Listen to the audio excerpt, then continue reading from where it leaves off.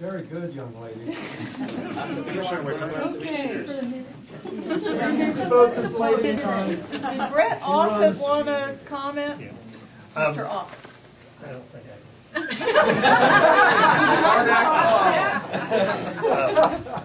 There were 3 points I wanted to make when I walked in, actually just after I walked in the room. First of all, I want to thank Commissioner Surkamp for actually reading the application and pointing out the lack of transparency here, and that the public still, to this minute, has not had the opportunity to have this application readily available for our review. The second point I wanted to make, the gentleman from the engineering company, and maybe you could address this later, or the commission, I wanted to ask how you were selected, or how your firm was selected for this project, how you were paid, and whether you have been paid, and of course, how much you were paid. Just for my peace of mind to know that this was done above board, and I'm not implying any wrongdoing or anything. I'd like to know how your firm was selected and how you went about this. My third point has been addressed several times now, and that is that all landowners, lot owners, homeowners who will benefit from this project should share in the costs. And that means for those vacant lots that were mentioned, someone who owns 4 lots should be paying $144 a year per lot on those. If they own 400 lots, same thing, $144 a year. Remember, the surcharge, as it's been presented, is for this project improvements. It's not for water usage. So we can't make that argument that, well, they shouldn't pay because they're not using water. That's not what the surcharge is for. It's for the infrastructure and the building of this project. So every landowner, lot owner on the mountain who will benefit should be paying that $12 a month, along with the rest of us, if it's going to go through. Thank you. Thank you. Okay. We're giving everyone three minutes. That's probably all I'll need, really. My name is Barbara Hume, and I'm chair of the Elks Run Study Committee. And I just found out about this meeting a couple of days ago from the paper, actually.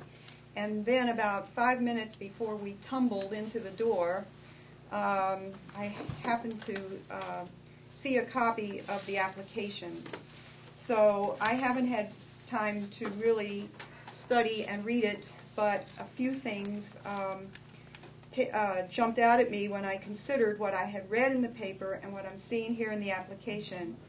And one is that it appears that this application is a, quote, pass-through, that it's not something that is being applied for. It's something that's being applied for by the commission. Is that correct? Correct. Okay. So as a pass-through, the county commission then is going to have the ultimate and final responsibility of this grant. With Region 9 as the administrator. So if you apply for the grant, who is the authorized representative? Because anything having to do with this grant, any invoices, any administrative changes going on with the project, any reports or anything would have to be reviewed and approved by the authorizing representative. This is not like a subcontract. Am I correct? I assume it will be managed fully by region. Well, let me ask that when you're done. Because there's a big difference between subcontracting money to a company or a partnership versus a pass-through, which is a grant that then the ultimate responsibility belongs to the authorizing representative, and that would be the president of the county commission, if the county commission or the planning director. Be careful. Be careful. It's not exactly the smartest thing to do.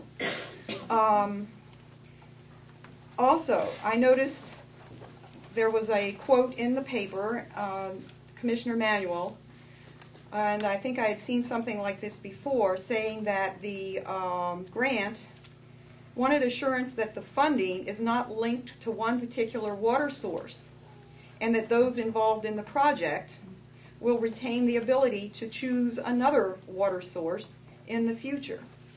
Well, several weeks ago, it was decided that the valley water as a source for delivering water through the infrastructure, which is what really should be, and I agree with Jackie that that's the focus, but when you uncouple the water source from this, and yet this is part and parcel of a crazy quilt of grants that's going to be going to some huge partnership, which the dots here are getting kind of silly. If you do that, if you uncouple this from the water source, then you're negating the decision that the PSD, Public Service District, made that it would not be taken from the valley water. You're negating that.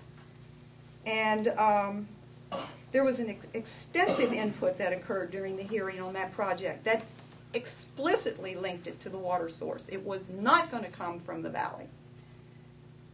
So this appears to me to be full of holes, very, very, very, a very bad grant to submit. There's just too many broken lines here. Unlike the water system. Yeah. Thank you, Ms. Humes. Okay.